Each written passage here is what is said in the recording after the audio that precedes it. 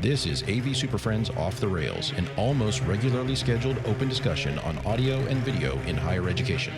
We'll sound off about our most brilliant ideas, our dumbest mistakes, and everything in between.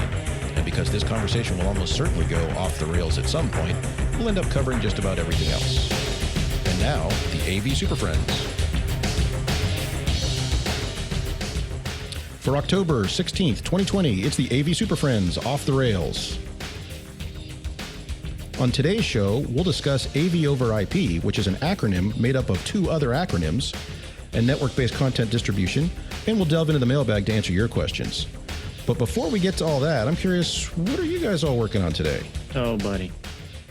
I don't know if you guys want to hear it. All right, so we have a weird job, right? So we have all these clients, and we have to service. We all have very weird jobs, yes. Yeah, we have to service them. And I had a stupid Charles Dickens-like week. I had the best and the worst.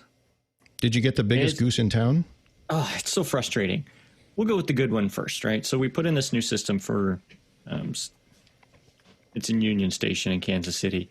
And this group helps consult the school districts and how to use technology, how to behaviors and blah, blah, blah, blah, blah, blah. Anyway, so they got this brand new system and they had some awards show that they obviously can't put together right now because nobody can gather. And they wanted to put it online. So when they bought their system, they said, hey, we want extra microphones and we want extra cameras and we want all this extra garbage to produce shows. We were a little hesitant to give it to them because they've had a hard time pressing the go button. I mean, we literally on the thing had a go button and they were struggling with that, which is why we replaced it all to make it easier. The folks came in and we spent some time with them this week and they did it. They pulled off a multicam thing all by themselves using the system that they had in place. And it was wonderful, right? The same day I get the dreaded, our system isn't working. It hasn't worked in months or years even. You have been out here like 7 times. We now are on our 3rd director and your system still doesn't work. Okay. Hey, let's come check it out. So we send a guy out, right? And then we find out it's got a VGA, not a VGA, but a video switcher up underneath a conference table with the little grommets that they plug into and press the button and it selects. But it plugs into the floor. You'll never guess what was wrong with it. The floor was gone. Yeah, the floor was gone. They had new carpeting. They unplugged it. The floor is lava. They unplugged it.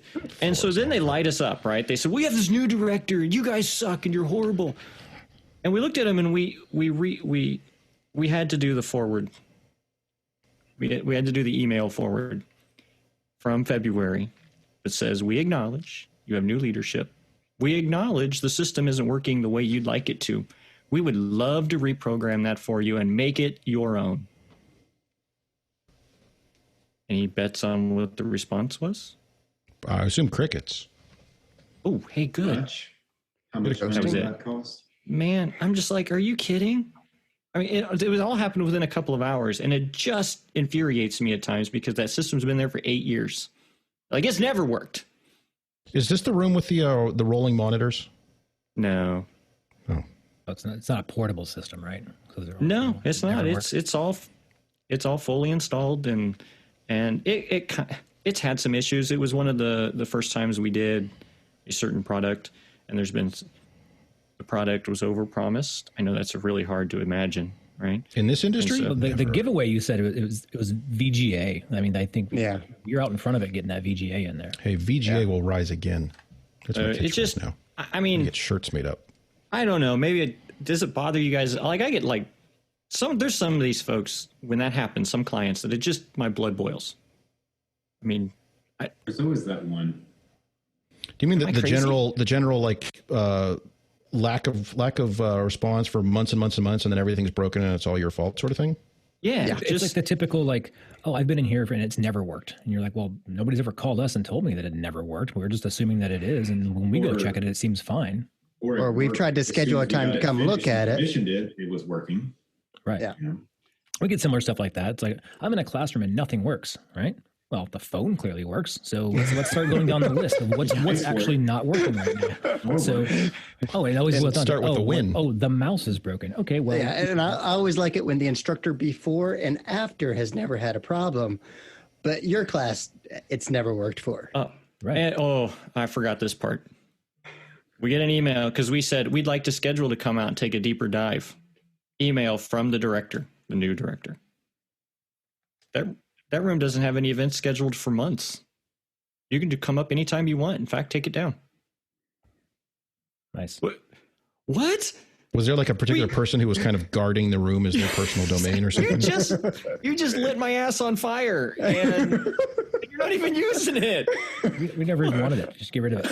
We have to keep that room in ready reserve because we might need it at a moment's notice. You never No, know. I And sometimes, we're all working from home now too. It's either blow off steam with you guys or get a drug habit, and I can't figure out which one would be better. So Okay. I just wanted to this is a throw drug that out habit. there today. Yeah. This may be. I may I need to have move. to believe that was somebody in like a sneaky hate spiral where everything in their day had gone wrong and then they couldn't figure out how to make the system work. And you just they got must be- all of it. Yeah. You I got just- their Or the kids worst or yelling something. at them. You got their dog shitting on the living room floor. Like all of that in one help just- desk ticket. And it just and it came like an hour after the other event that went off great.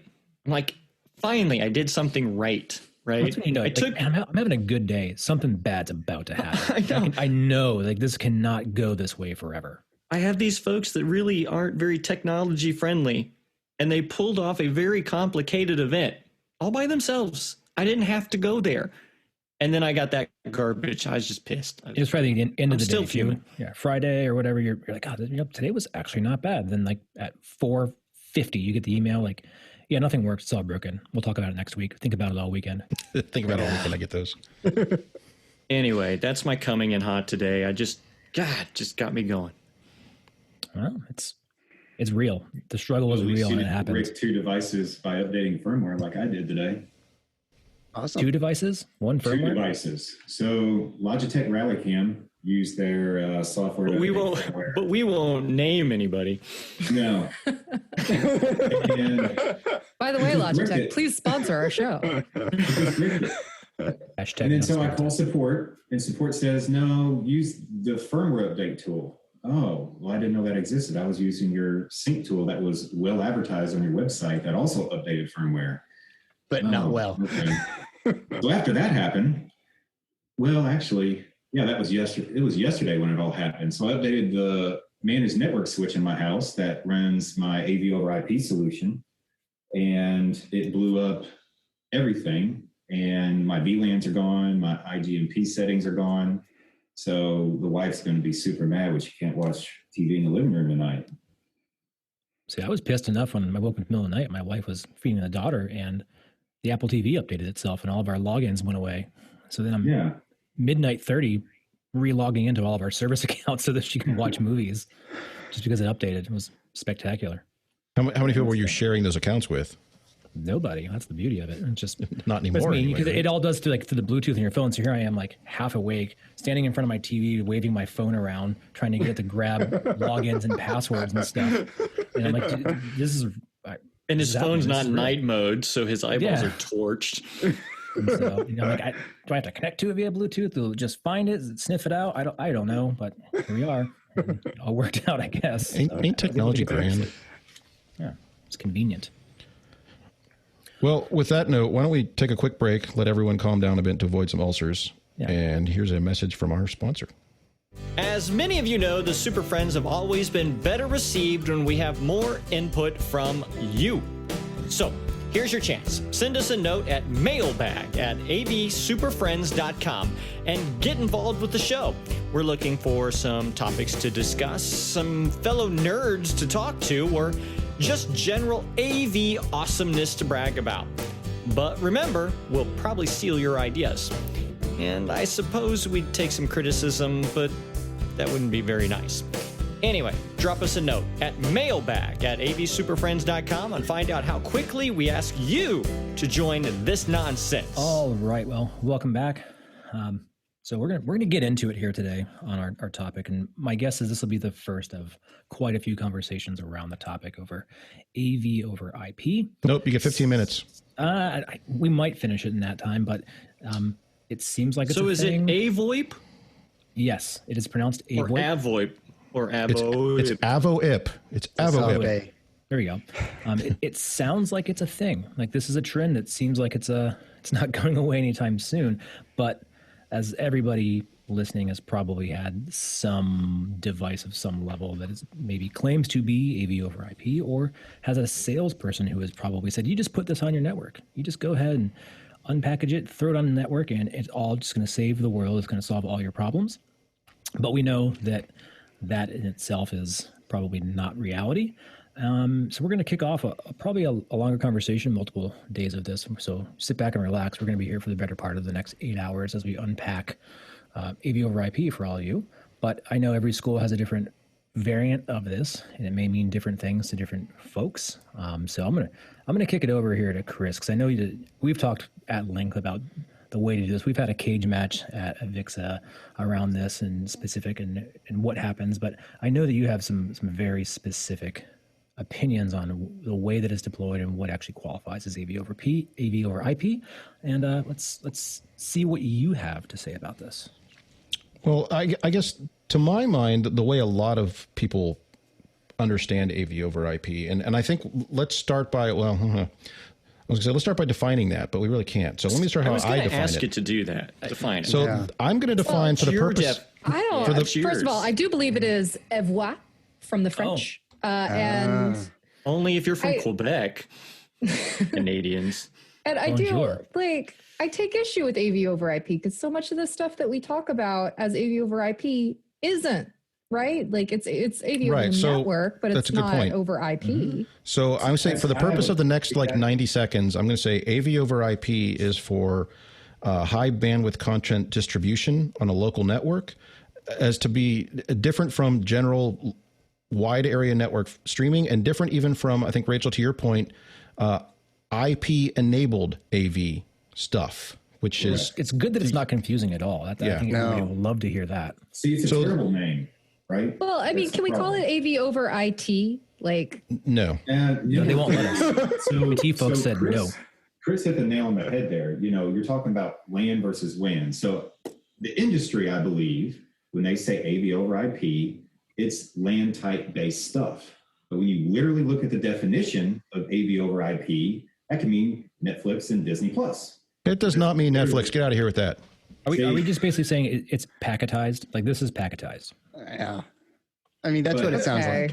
Okay. We need a whole bunch of caveats on what this means. Okay. So. Right. And so I expect all products to have the disclaimer of everything we're going to say here for the next part, that in the fine print, it must be there.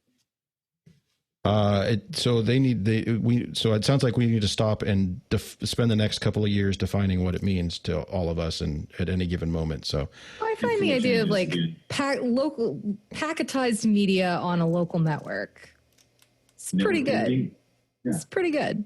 Yeah. And I would say beyond that, I think the reason I said high bandwidth, because the alternative would be you could have, I just need, multicast streaming for sending this camera to wherever, or sending this stream of event thing to wherever, which is generally handled differently. Well, shit. So this is where it becomes a real mess. Right. It does, because I was never really impressed by the whole thing. Right. I never really caught on to because to me, like it's been around. We've been shooting signals through the internet for a long time. I mean, even from the broadcasting world, we were doing it. Look. Yes, I know.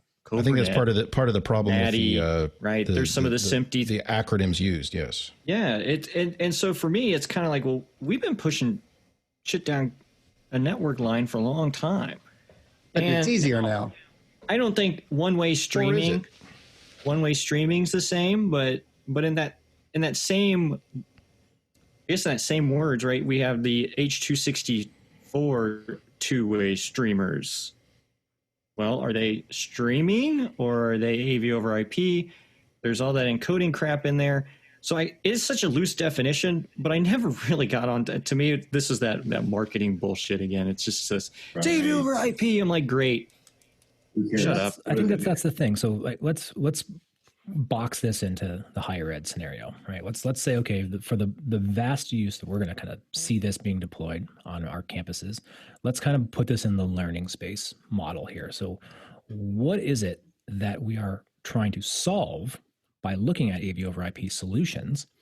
And how do you do it in a way that is scalable in your university? And what are the awarenesses that need to be brought up when choosing to go with an AV-over-IP solution? So I think for the purpose of this conversation, and to your point, Mark, about how it's used in higher ed, I think if we don't consider outbound IP streaming services, en masse as part of the discussion, if we focus on high bandwidth, especially high bandwidth local area distribution, I think that will help us limit, at least for the purposes of today, because it gets real messy real quick, as you just saw. I think if you think of AV over IP as it's pitched as a flexible frame matrix, it starts to make sense to people then.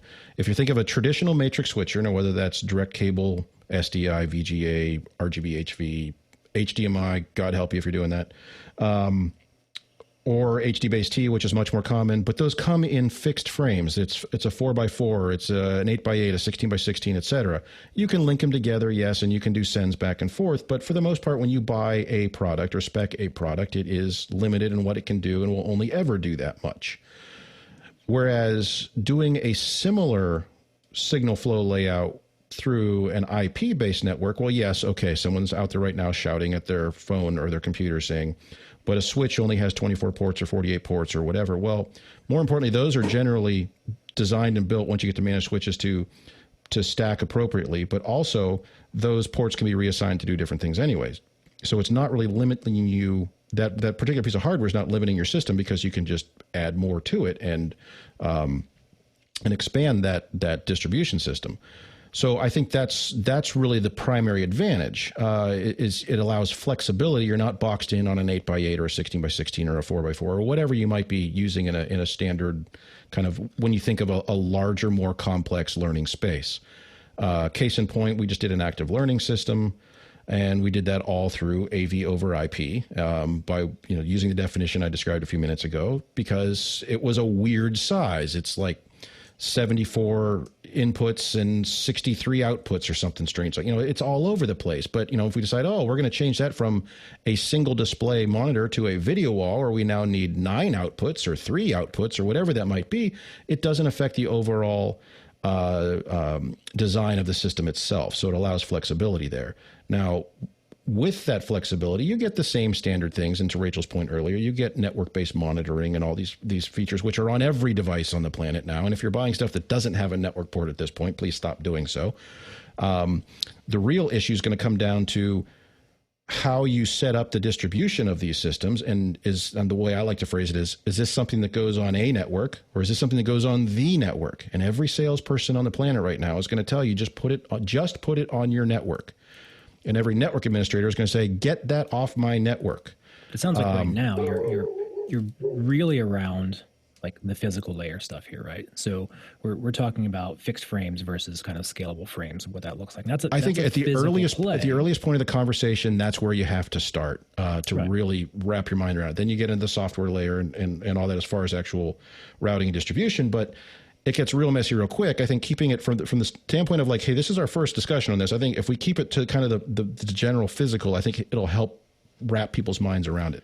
It does. So, it's going to start to bring up more questions, but I want to make sure that we unravel that kind of in time here in a linear fashion. So we have like that physical piece, but as you and I know, like I say I want to remove a physical layer and I want to replace it with traditional network, but where does that make sense, right? What am I solving? What's my goal here to accomplish that?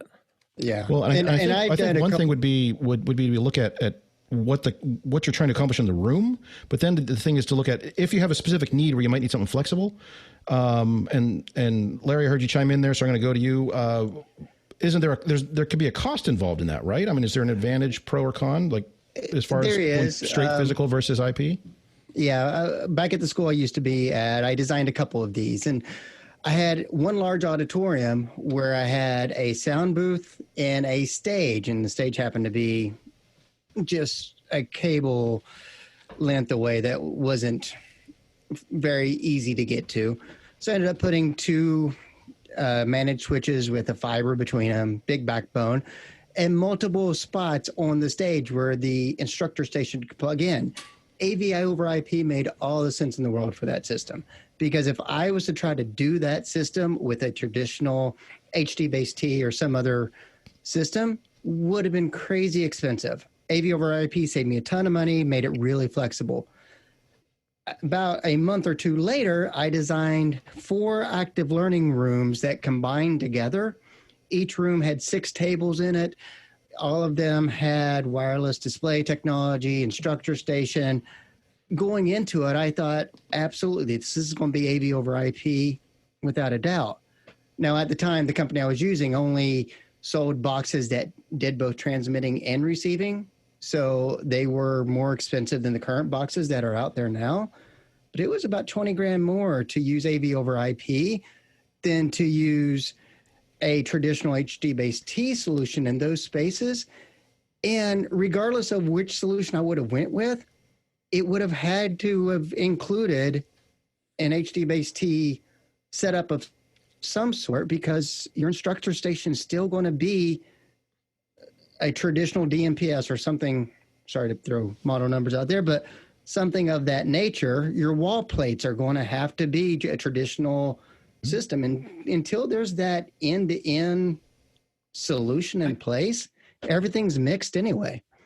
But I think what's interesting here is that we've had lots of discussions, or the examples that we had were very, very on purpose, right? With using AV over IP. Now, we've all seen that anybody listening to this show is probably in the same boat of the marketing material is complete and utter bullcrap. So quit looking at it. But there was things here of the pluses and minuses that work, right? And then there's the just generic. We just throw it on there just for giggles. Like I had a situation where they were redoing a group of 3 lecture theaters, and we told them we wanted to get rid of the old matrices. To Chris's point, which is, I think, is Chris's definition is a good definition of what we're trying to get to. We kind of went off the rails to prove a point that there's all kinds of ways to define this. But I think the definition that Chris came up with and what we're discussing here is a good one. And in this particular system, we wanted to get away from these giant matrices of 64 by 64 because it's ridiculous, right? The amount of copper there is crazy. It's stupid.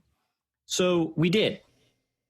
Now, we had proposed that you just use a couple of smaller matrices for each of the theaters and then combine them and uncombine them with AV over IP. And then they ended up having to hire an integrator because we couldn't do it in their time frame. They needed overnights and weekends work, and it's the typical higher ed. We don't do overnights and weekends, right? Anything past 4 o'clock, it'll be there tomorrow at 8.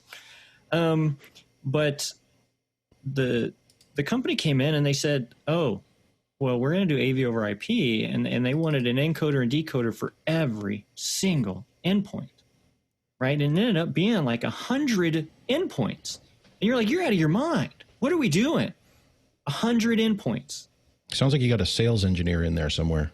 Well, it sounds like it's like your economy of scale, right? And so where's that sweet spot here? And that from your kind of example, Larry, you kind of spoke like staging environments are highly complex spaces. Perfect. All these different cable types and pathways and all that stuff. Like you're starting to simplify that, right? So these lower level kind of layers are more simplified by going with traditional category cable. We can start to kind of move things around with a simplified infrastructure, right? And so we start to break it apart that way. But there's that sweet spot. It's not everywhere. And so as people, like you mentioned, Jamie, they're all looking at literature. Like, how do they know? Like, I should be looking at these types of options, or what's the threshold where we say that's a good spot to maybe think about AV over IP? We've had two situations where it might fit on our campus, but we have yet to deploy a system like that. So one, our alumni building was on a 64 by 64 matrix fiber system throughout the whole building. And that was done well before AV over IP kind of really was prevalent. It might have existed. Maybe SBSI had some things out there, wasn't really, like I said, prevalent like it is today. The other situation that I designed was for our football stadium in the club level, where we have a hard ceiling and there's I don't know, 60 displays or so up there. And every display currently has a coax and a data. So if we did HD-based T, we would have to pull new cabling based upon how the infrastructure is set up. So it completely makes sense to do AV-over-IP at that situation, put things on a VLAN. We've actually discussed this with our networking group. They were on board. Yeah, let's do this. No problem. And then COVID hit and athletics didn't have as much money as they hoped for. So we didn't do the project. So that's kind of where AV-over-IP exists at Western. We had discussions about it, like, why aren't we using these in classrooms? The third reason I feel we don't do it is because how we are funded. Because we are only looking at one project at a time, hard to put in an encoder and a decoder in a classroom, and then you have to pull a cable from the MDF or IDF just for that encoder at the projector for that one-off. Now, if you're doing a whole building, you can do AV-over-IP for all your classrooms, and that might help during a COVID situation where one teacher could be in one room and share the content to all of them. So there's a lot of variables that dictate when it's appropriate and when it's not, I think. A lot of that has to do with financial. Justin, I got a question for you. Yeah. I got a quick question for you. Let's say you did do that where you had encoders and decoders in every classroom, all going through a central network. Yeah. Right now, if you've got a classroom emergency in one of your rooms, you can send a student tech or somebody out and probably get that back up and going.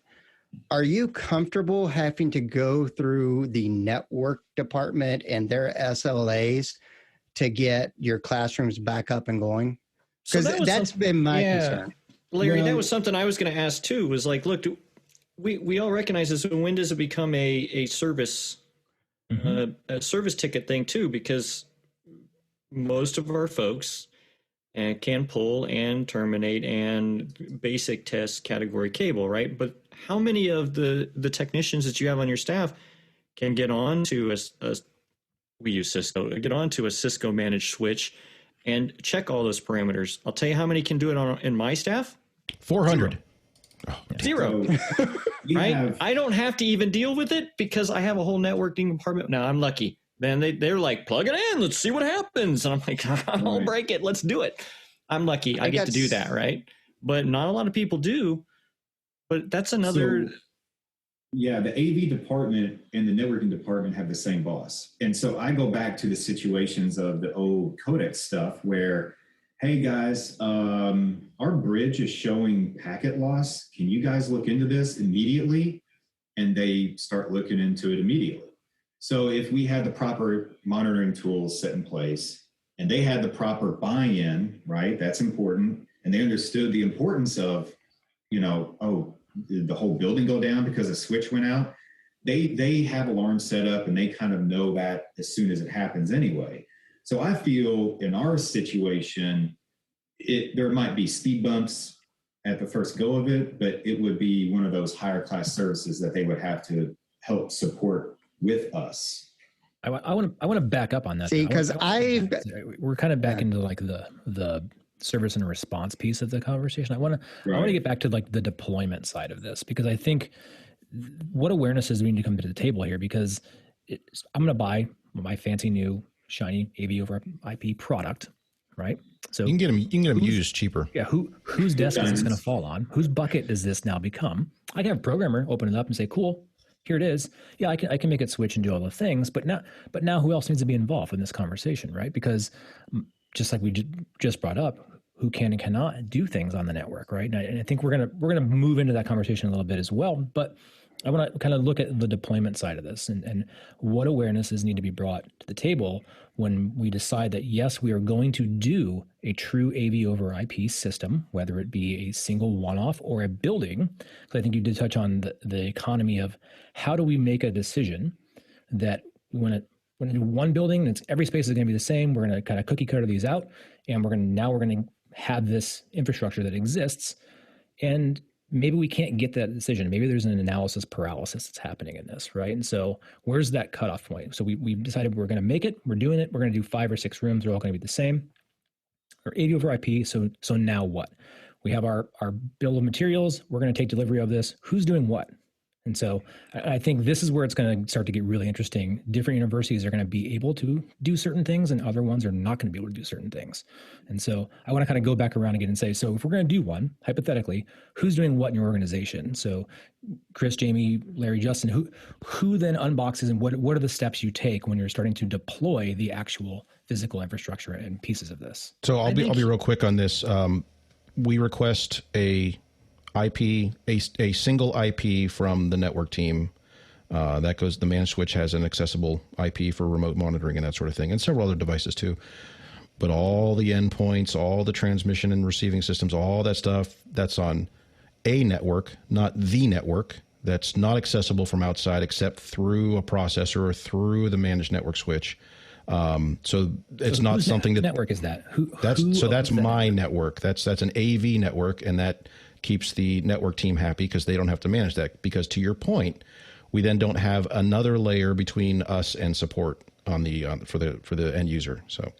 Yeah, I mean, to your question earlier about whether you put it on the network or a network, and all of those marketing materials that say just put it on the network, I feel like you have to go, wait, but why?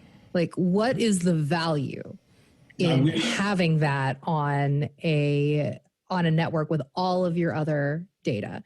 This is a question I've been dealing with for quite some time, and the response that our network team says, yes, you're going to put it on the network because we manage the network and you guys are AV people. And so, but that so is the, but to, why? Because they want to maintain control but over how any make network that's on the campus, and they don't want to control two networks. They just want to control one. So because we have the same boss, anything. So for instance, when we deploy a Dante solution, we have to ask the networking team, how do you want this to be deployed? Do you want to do a separate switch that's got one uplink to the network, or do we want everything on the network? And we've been putting Zoom rooms out there with Dante coming from an MXA 910 on the network with no QoS and no VLAN. So just running it Wild West style. Here it is. Yeah. Unbox it, plug it into the network, tell the administrator, give me an IP address. I want to go in the next room over and start making some VoIP phone calls on your network. And that's with nobody. That's with nobody on campus. You don't throw a fit. You can, and it's still. We haven't had support tickets, and the only hurdle is there's also nobody on campus right now. Specifically with the MXA 910 is that it produces 2 MAC addresses, and so they've had to do a little bit of a finagling on the back end because. Normally, when we unbox said AV gear that resides on the network, we ask for a reserved DHCP via a ticket system. They scan it for security vulnerabilities, make sure it doesn't have telnet, all that good stuff. We secure it based upon their recommendations, and then it gets a reserved IP, and then off we run. Man, I'm the outlier. I am absolutely the outlier here. I mean, I think we all are, maybe. Because I don't think any of us do it the same way. Right? No, I don't think anybody does the same way, but I think there's a lot of similarities to most of your situations where I have this mixed bag of and like I said earlier, we're kind of the same boat, right? Our infrastructure, networking, and AV, we're all under the same little umbrella, right? The little tent. The third level up boss is the same one for all of us, and yet I am able, I can put. I do this all the time when I get test gear. Like I just plug it into the walls and see what happens, right? And I might tell them. I have situations where I've had, to Justin's point, Dante devices put out there, and I may have a standalone switch just for those Dante microphones and the central switching, but I might have 2 or 3 devices just out there on their own, and they're on the regular traffic, right? And I just have this mixed bag, but I have the ability to call the network folks and say, hey, look, I need this switched over. I need that switched over. It doesn't really cost me any money. They just do it. Our infrastructure team and our AV install team are almost the same. So every wire we pull, it doesn't matter if it's right now, every wire you pull is basically category cable anyway. We make sure that we're built in-house. So everything has to be built and certified. Including the install technicians. So all the cables we buy, everything's Cat 6A. It's just like everybody else. It doesn't, and at any point they can patch that thing right in to be a normal network jack, or it can be patched into whatever we're doing. The network switches, they're set up. We have our own VLAN, and they've allowed us to have one that's completely static. Nice. Right? Yeah. And so I get to set all the addresses. I get to do whatever I want on this thing. And it's basically free and clear, and I can access that from anywhere I want. So we just have this it's a really good relationship that allows me to be very flexible with everything, and it doesn't cost me any extra. It's the same. And the only thing is there's just like 4 parameters I've got to hit in order for them to be happy with it. Other than that, we just go. And like one of my questions later on will be how do we test devices? How do you choose which AV device? And I want to get to that later. But I was literally getting devices, right? I'm like, Atlanta, send me the receive and transmit pair. QSC, send me yours. And I'm just like, I have like 24 jacks in my office that go to the central network switch. I'm just plugging the shit in, man. I've got everything running. I call a network guy going, hey, you see any traffic? He goes, oh, well, I see you've got like full 900 megabits on every one of your jacks, but you're good to go. And That's cool. Yeah, right, let's do spigots. Big spigots. Yeah. So, and we got gigabit everywhere. So, and better. Gigabit's the lowest we have. It's 10 gig for the most part everywhere else. So I'm really lucky in that regards.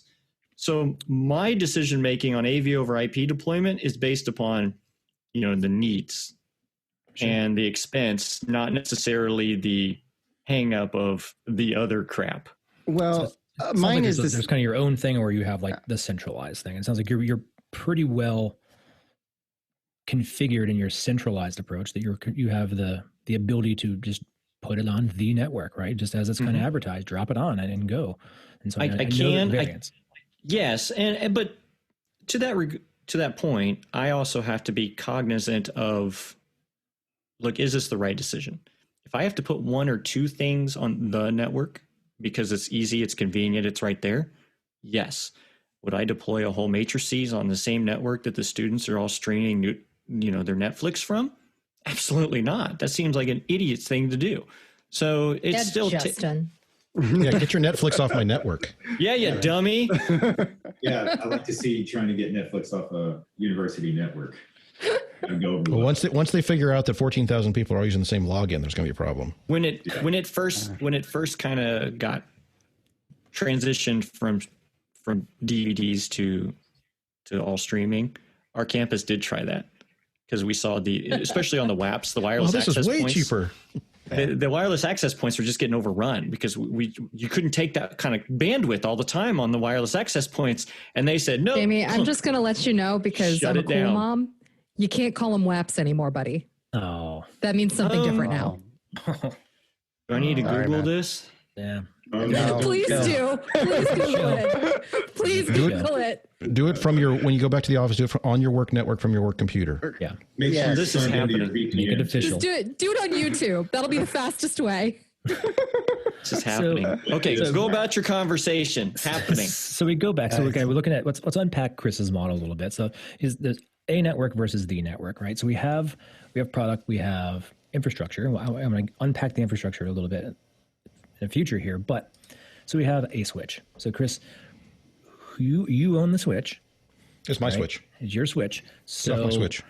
Here in our university, when all this first started happening, right, the people who dealt with it out of the gate, when we talking about the AV over IP specifically, is these boxes showed up, and where did they go? It went to our programmer, right? And our programmer is not a network administrator.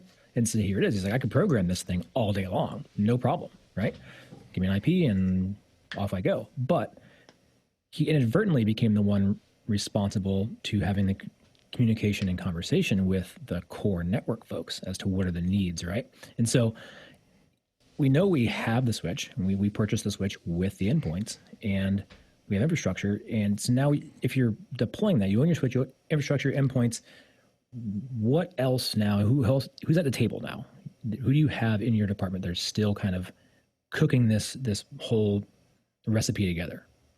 You mean as far as doing general like configuration of what goes where and who's responsible for what, or do you mean just general areas of responsibility? Right? So if you're Well, so real IP or fake IP? Let's talk about the difference here. Fake IP. I'm a fan of the imitation IP. It's fewer calories and sometimes upsets you. Low sodium, and sometimes upset your stomach overnight. Mm-hmm. It's so yes, anything that goes on the network, and often the managed network switches and control processors and things are on the network because that's how you can remotely monitor them. They all get a live IP address.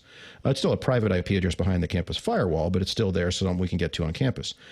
The vast majority of AV-over-IP traffic, as defined earlier, hit your rewind button on your tape player there to go back. This is coming out on vinyl, by the way. This is going out live on tape, right? On vinyl, so just move the needle. Yeah, just sketch that back. Anything that goes on the what we consider the AV-over-IP VLAN sort of thing would be handled on a network. So I want to be clear in my terminology here. So that stuff the network team doesn't see. Not only is there a software, but there's a hardware firewall between that and campus distribution, different, set up our own VLAN. So we control that. And kind of, I did like Larry's example of a flexible system where you're moving something around. And so AV-over-IP device will pick up that same IP and you don't have to reconfigure or reprogram anything. It also cuts down on the size of your system. But that also means that you need to have that stuff kind of all configured at a time. And so being able to manage that internally makes life a heck of a lot easier. So it sounds like Jamie has a very, very friendly network administration team, and kudos to them for that, for allowing that. And that may be something that a lot of people have the advantage of having a friendly network team or someone who wants to work with them, but that's not going to be the case everywhere. My concern with the flexibility of a system that is entirely controlled by the AV team is, barring some sort of hardware or physical failure, the performance of that is not going to change. So you're not going to get somebody who applies new QoS rules to your network unbeknownst to you, or drastically changes how something is routed, or how often they're reserving DHCP, or whatever it might be that may seem kind of benign and kind of day-to-day stuff, just kind of boring day-to-day stuff that the network team does because, hey, if your computer has a different IP address, just reboot it, it'll pick it back up again. But, oh, wait, I've got 40 transmitters that just dropped offline, and now I got to go reconfigure every one of them. And if I can't get them over the network, now I'm plugging stuff into, it becomes a real treat to do that. So, I guess it's maybe it's a little bit of old school thinking, belt and suspenders, but I'd rather control the entire signal chain as much as possible, just to ensure performance on that. So to your earlier question, it's a long roundabout way to say the earlier question. As much as possible, the network team is aware we have devices on the network, and there certainly are many devices on the network. There could be dozens of devices on the network in a larger classroom environment. But the AV-over-IP traffic is on a network that is not on the network. I absolutely agree with that approach. Like I said, the onesie-twosie. Yeah, the onesie-twosie thing being somewhere else is fine and dandy, but I am 100% with Chris on that, is that this is going to be the backbone to your system. Have the extra switch, even if in my case, I just call the network nerds and have them help me configure the switch. Great. Now I have somebody that's like employed to configure switches, configuring my switch. But once they're done with that, it's not part of their refresh. That's right. One. Yeah. Like, you can configure it, but don't put it on your refresh cycle. Yeah, so I'm in the same, and I'm in the same boat. I mean, I'm still trying to develop that relationship with our network guys, but that doesn't stop me. If AV-over-IP is the right solution, I'm still buying my purple switch box that I know how to configure. I'm throwing it in our rack, and I'm getting a dual NIC processor so I can still talk to it if I have to. So I think that rack conversation is important, though, right? Because we started to talk about this a little bit on the service side of this. And in our old school classrooms, like mid or late 2000, everything was localized, point to point in the room, right? And so are you co-mingling your backbone switches for your AV-over-IP in your IDF, MDF in the buildings? And if so, I think that decision has massive effects on serviceability and who cannot actually have access to that physical space. It forces us to change our entire kind of support model, because when everything's localized in a room, I can send a student, I can send any technician in there, no keys needed, no special, clearance level kind of often whatever, right? They can just go in, save the day. All of a sudden, everything's co-located in an IDF. That changes everything, and all of a sudden, it starts to slow down that process. So there's SLAs that now have to be taken into consideration when we start talking about large-scale deployments.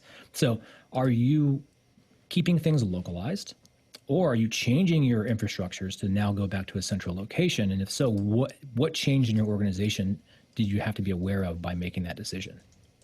Yeah, we're doing a little bit of both, actually. So there's been deployments where it's been necessary to do, maybe some QSIS on a VLAN throughout a building because you have one DSP and you need a couple others, and you save some costs by VLANing those together and share some resources. And as far as the physical space and accessing physical space for us, we have a central key box for all master keys on campus, and we have the same rights to go anywhere as the networking team does.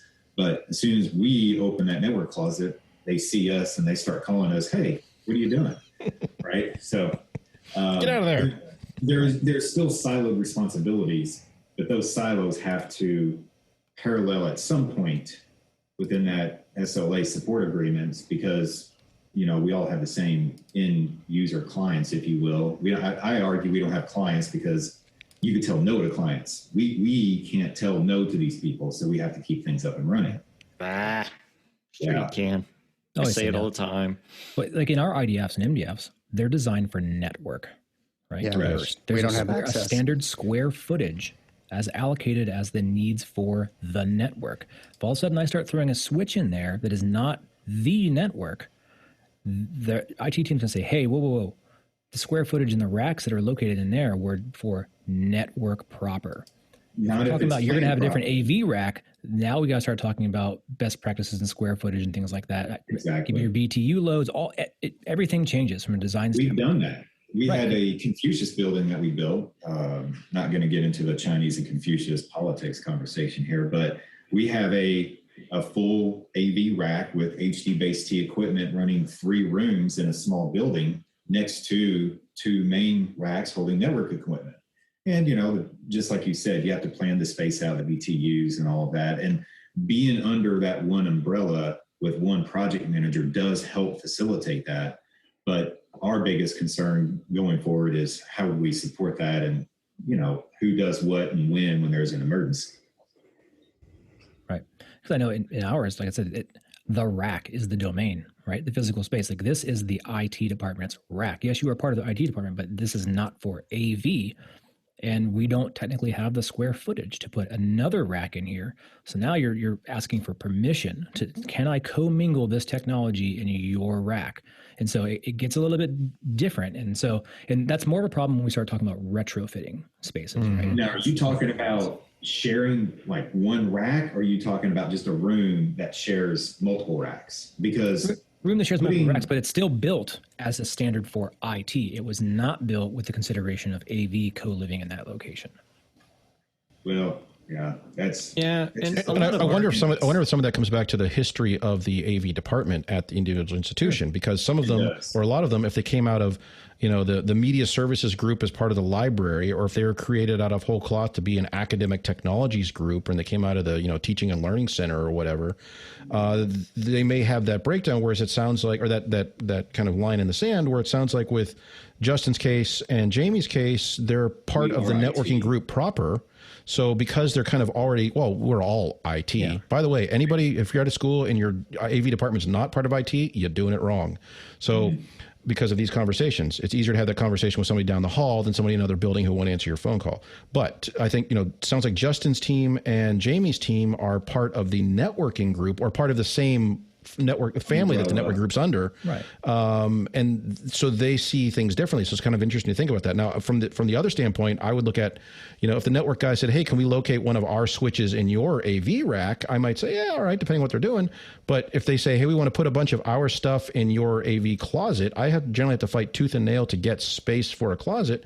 Maybe I don't want them in there. Maybe I have a vendetta against network people taking my stuff. On the other hand, the network team I work with right now are fantastic. So we'd probably make that happen. We go out of our way to make sure that the little switches, even if we only buy a 12-port switch, managed switch, that we have them spec it, and they allow us to locate those wherever we want. So that way they can, and it's been common that they, every now and then, they've got to use it for some other reason, right? And so it's just that handshake effort to share. So when we do need to co-locate, and in this case, if it's usually just a network switch and a patch panel, they don't typically care, right? Because it falls within their bailiwick. Now, if we're starting to put on top of it because we use them, Tessera servers and all this other garbage in there too, then that's when they start going, well, wait, before you only needed 4U of something, and now you need 40U of something. Yeah, that's when we start getting into the space allocation questions. Yeah, that physical side it's a whole different conversation. And I would like to hope that most of us, when we're speccing, we're already trying to be cognizant of that, right? Mm-hmm. Instead of just saying, oh, we'll throw it in there, that we already know that, shit, we have a 40U rack here. I don't have room for it in my room. I'll just throw it in the network. Hopefully we're all cognizant that that's not cool. Kind of like it's probably not cool to look up WAP on your work computer. But yeah, so again, it goes back to that thing about, now I know when my little girl's soccer team starts talking about that I need to shut that conversation down. I just thought they were a bunch of nerds, right? Oh, they talk networking. No, there's some hoes on that soccer team. When they're talking about Cisco and WAPs, they mean something else. Oh, man, dang it. No wonder the parents keep lighting me up. Anyway, but I'm fortunate. I have a very good relationship. Now, I have to do some work at one of the other state institutions that's not related. It's completely different there, right? Every single port on the wall is $25 a month, right? If you plug something into it, it's $25 a month. And so it quickly becomes a real serious expenditure to have that. And they control, they're one of the institutions that where I know the networks is a dictatorship. I mean, if it's got an RJ45 or similar, one time to get around it, I asked for AP8C connections. So that, because if you use RJ45, they want to charge you money. So I asked for AP8C. That's like a little trick of buying iPods by calling them hard drives. Well, they asked about it. They said, well, what are you talking about? And I sent them the spec sheets to the Belden AP8C connectors I wanted. They sent me the bill. Wait a minute. That's a network check. That's like a fossil. That's a cost recovery method, right? There was a lot of IT departments that were funded that way back in early 2000s. It's like, hey, we're a utility. We're going to charge you like the water company, and we're every spigot we're going to charge you for. And I think as things moved to more centralized, that model kind of fell away. So it sounds like you probably have a dinosaur on your hands here. Well, I wouldn't be. Yeah, I would hope so. With the only exception is now that people aren't paying for telephone services because they're using soft phones. People aren't paying for fax machines because they're using computers. I'm actually seeing, like, our campus actually discussed it. Like, well, we need to recover some of the lost money because whatever. But I agree to an extent, Mark, but I also think there's some people out there thinking that this is easy money. Oh, sure. But that's where it really got interesting, because I had to centralize. I had to pull our stuff off the network, or even telling the network people that we were putting in network jacks, because even going back to a patch panel that was going to eventually become HD-base-T, they saw it as HD-base-T is only a Cisco switch away from being a network. So tell them that's fine. Just plug it into their Cisco switch. Yeah, it'll love it. They'll take it. It would work just great. Yeah. But I think there's probably a lot of people listening right now that over the last 5 years got to that point where, we feel like we're in a good spot. We did a lot of HD-base-T deployment. We have a clean infrastructure. And now all of a sudden, is the rug being pulled out from under them? It's all IP now. And it's like, well, wait, HD-base-T really wasn't. And so, and if you're telling me I have to put it in my IDF, do I have to change my infrastructure now? And was there any cost savings? Because that was the whole point of HD-base-T, is that the category cable saved me all this money. But it sounds like maybe I ran into the wrong spot now, right? Because there's a lot of weird conversations that we've had with outside integration firms, and we start looking into design plans for any new space, and we have to be really intentional about, whose cable is that? Where does it go? Yeah. I've been curious to not hear as much like there is just too much cultural, technological, developmental, innovative gravity heading in the direction of delivering everything over 802.11 that, for future deployment, you have to decide not to do it instead of deciding to do it, because that's going to be it's just the way the tide is going, and you can't fight the tide. So we want to have the right infrastructure in place from now forward. But it sounds like that's not the case yet, that there are still lots of, that it's still more on the side of there are enough reasons not to do it that you have to consciously decide to do it. I think most of us are on that 7 to 8 year replacement cycle. And I think the bell curve, we are right at the tipping point to where AVI over IP might make more fiscal sense. But in a standard classroom, I don't think we're there yet. Yeah. I think it'll be 3 to 4 years. We'll be there, but right now it's much more expensive. Even if ever, does it really gain you anything? If you're a limited system, so I was like, it depends. For me, it depends on if what the application is like. Like, I have put in just a handful of AV over IP systems because it just didn't make sense, and a lot of our systems were just not that big. But how many of you, when you put them in, you utilize the entire matrixy part of it, or how many of it is just a glorified DA? Because for me, in some of these classrooms where we're just putting up some extra monitors as we don't need, reinforcement monitors or signage that's going to be duplicated everywhere, that kind of garbage. Instead of getting this giant HD-based DA, which aren't necessarily great, nor are they economical, it's just easier to do the AV over IP thing, right? And it saved me a few dollars, and we'll get down that road. But I always had a pre-switch to that distribution, so I might only have 2 AV over IP transmit feeds, 500 receives. Yep. Right. But how many of you are actually using the full matrixy? I mean, a lot, not one-offs, just like constantly using the full matrixy aspect of it. And how many of you are just using it as a glorified DA? Because that's where I see the money savings for me right now. I've done exactly that same DA solution. And I've also used it as a KVM switch because, quite honestly, it's the best running KVM switches out there right now. There's somebody listening right now who's like, I have a building full of 75 classrooms with one central switch running everything through that one thing. And yes, it's valid and do it and be very clean about how it works. But there's a lot of smaller spots that are like, I can't even find the jumping off point to be able to make that decision. And we spoke, at length at different conferences about standards, right? And our standards.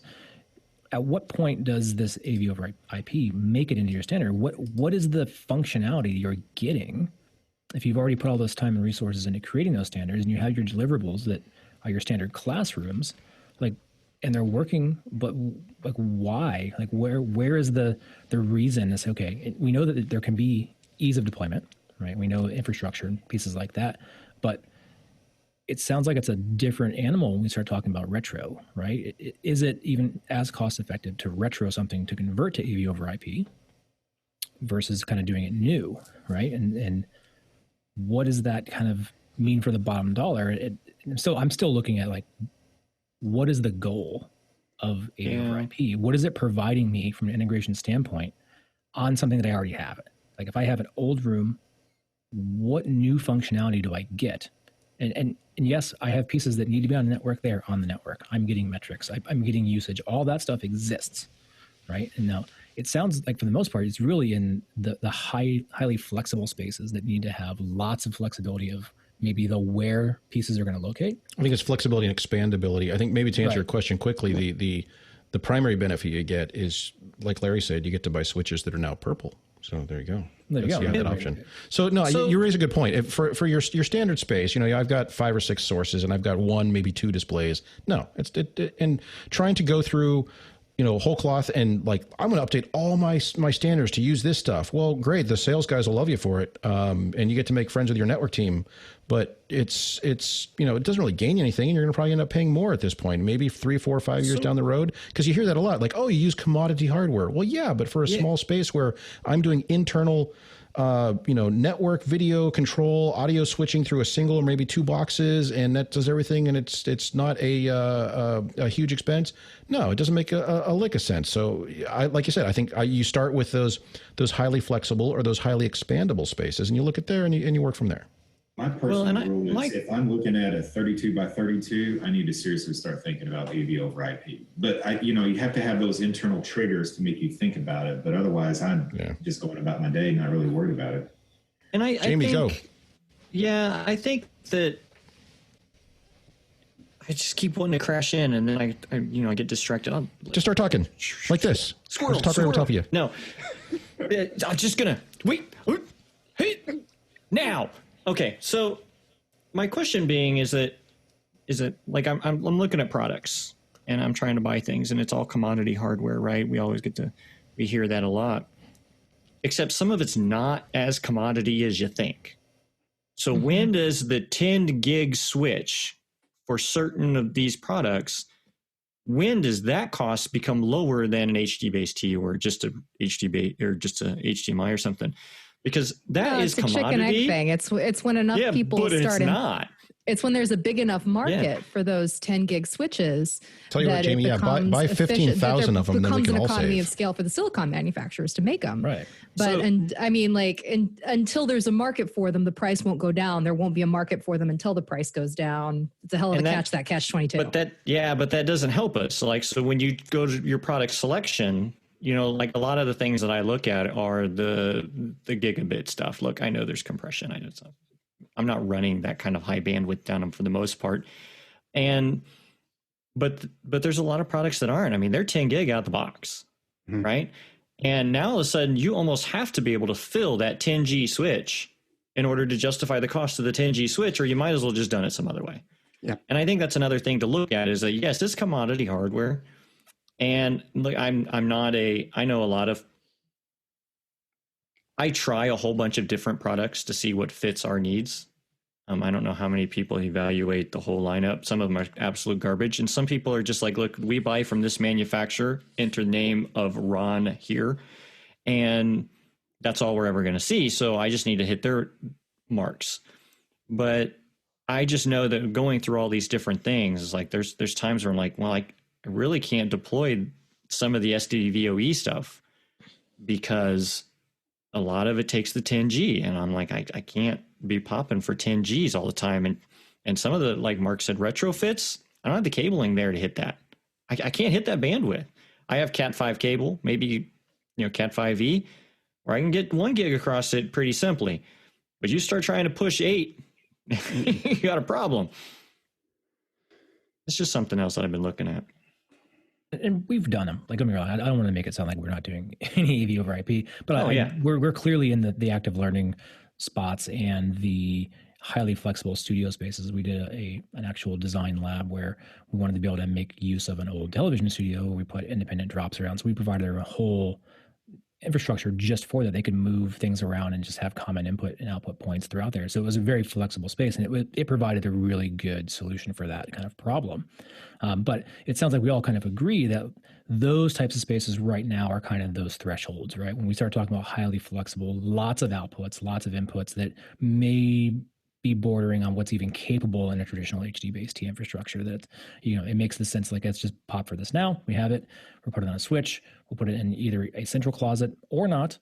And then we'll kind of deal with it that way. And so a lot of really good conversations around it, but I think, the price needs to come down, I think, across the board to make it more scalable for some of the smaller institutions potentially out there. And I think people need to also recognize right away, like no matter what their decision on this conversation is that whether you do HD-based T or AV-over-IP or whatever, invest in the cabling, and then it doesn't matter what you do tomorrow, right? Yep. So you got to pull the cable anyway. So invest in the cable, invest in the connector, and tomorrow, if you decide to change it from one to the other, just plug it in. Yeah. Also, Jamie, real quick to your point about the doing things to build and spec, looking at the physical cabling infrastructure itself, oftentimes that will rate out at 5E or 6 or 6A for the same cable, which will work really well for you for that future proof. Mark, I recall, was it 6 years ago, whatever, we did that entire geography building that had the old analog quick media stuff, and we just cut the ends off and bumped that up to DM, because even though it was not rated for that, it worked just fine because the runs were short and the cabling was already there. So that was one of the early sales points. Like, hey, you did a bunch of this QM stuff out there. Well, you can just convert it over quickly to DM. Just boom, you have a basic cable and it meets the needs. And that transition was easy, right? It was great. But now moving over to a true IP, it's a whole different animal for a lot of people. But I would be willing to bet that cabling infrastructure, to Jamie's point, is probably still going to push 1 gig AV-over-IP all day long. Yeah, it still will. If you need it in a small space like that, which you probably don't, ever. Right. So hey.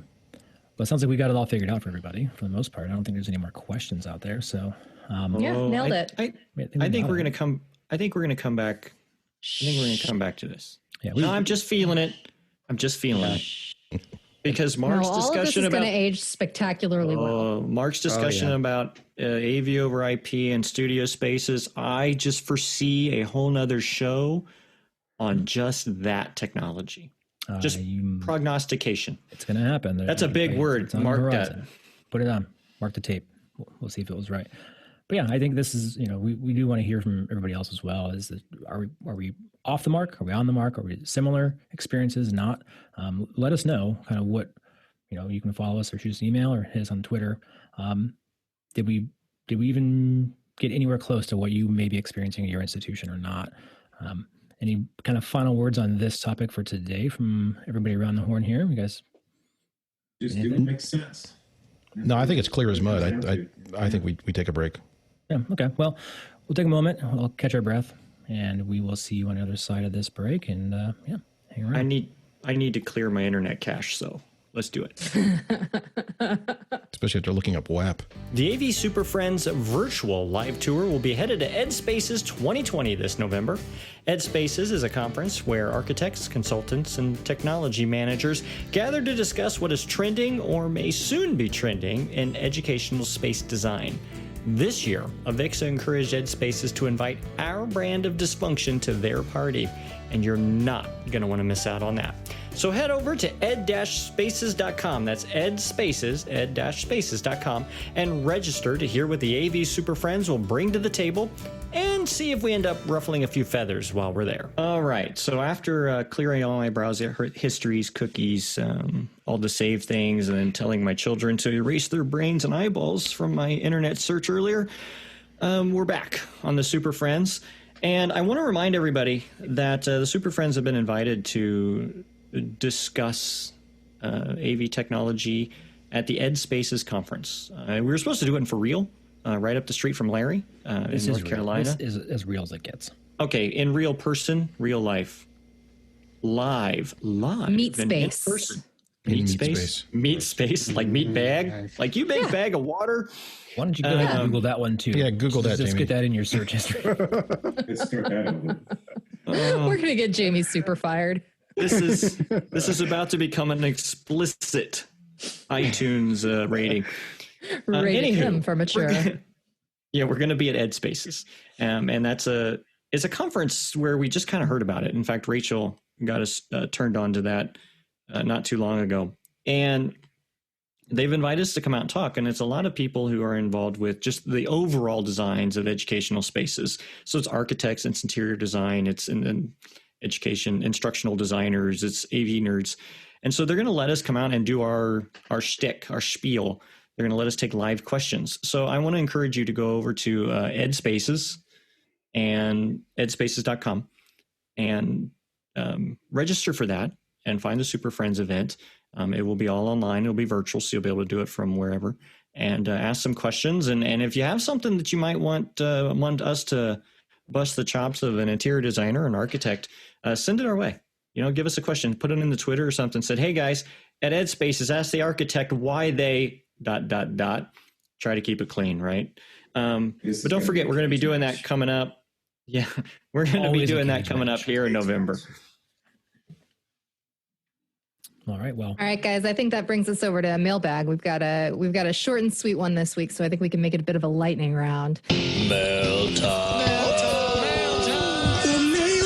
I turn on my computer. I go online.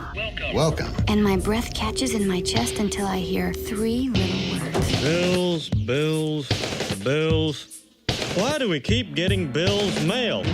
You've got mail. So in keeping with our AV-over-IP or EVoIP theme, how do you guys terminate your Ethernet cables? Are you A people? Are you B people? And does it matter? Chris, let's start with you. So the pithy answer is neither. Indiana University actually developed its own standard called IU-wall to literally keep people from.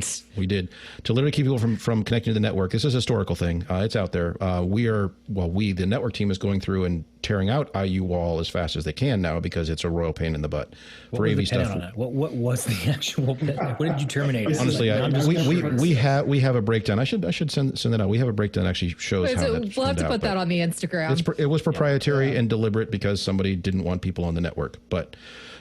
Short version is in modern times reason 568B. B's, okay. All right, that's 1 for B. Rexing, what do you got? We're B because that's the way it's always been. Terrible answer, I know. Yeah, everyone else is doing it. 2 for B. Mark, what do you got? So we've done it both ways, but as of recently, being in the last 5 or 6 to 10 years, we are an A house. We were able to grab A. All of our telecom and network centralized services are B. And so we go with A for AV and B for everything else. And that's because you're running all your cables horizontally, right? Right. Yes. Yeah. Exactly. All right. Mark repping A. Jamie, what do you got? All right. So we try to allow the cable to self-identify. So we have some flip-flopping happening. Termination is the spectrum. Just make it up as you go, as long as it's the same on both sides. We sometimes do. And rebel against the termination binary. So the vast majority of us, of our systems for networking, data, telecom, AV is A, with the exception of those few devices and manufacturers who say that if you do not use B, our things will catch on fire. So we do have a little bit of gender fluidity in our connection points, but we are okay with that, and we do what's needed to make sure that the system works, but primarily we're A. All right, so we've got 2 got a tie. B, Larry? 2 for A, sort of, and a call to reject the termination binary. Larry, you're breaking the tie. I am B because that's the way I learned years and years ago, and that's just what I've always used. As Chris would say, you're doing it wrong. Yeah. That's just called inertia. Vote. No, we solved it. That's it. That's what we're doing. You terminate your cables B. That's how you do it. I'm going to do 1 end B, 1 end A. We'll get somebody just to come in and redo all that for us. That's good. Let's all just get in line here. That's it. Next week, I'm going to have a serious issue. We're going to have some flags, and we're going to have logos. I'm done. I'm done with this one way or the other thing. Look for the AV SuperFriends. We terminate A or we terminate B stickers coming soon. Yep. I think as part of that spec, there's a C, D, and there may be even an E, depending on what sort of phone systems you're putting in. So, hey, go nuts. Well, I think we've definitely gone off the rails. We have. Yep. I think we've gotten there. Yep, we did it. Survive. We saved the day again? Was that what I hear? Wait, maybe we solved all the problems and mysteries?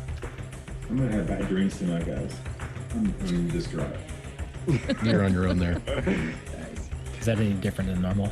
Yes, tonight it will be. Alcohol helps. Yeah, I'm going to work on that.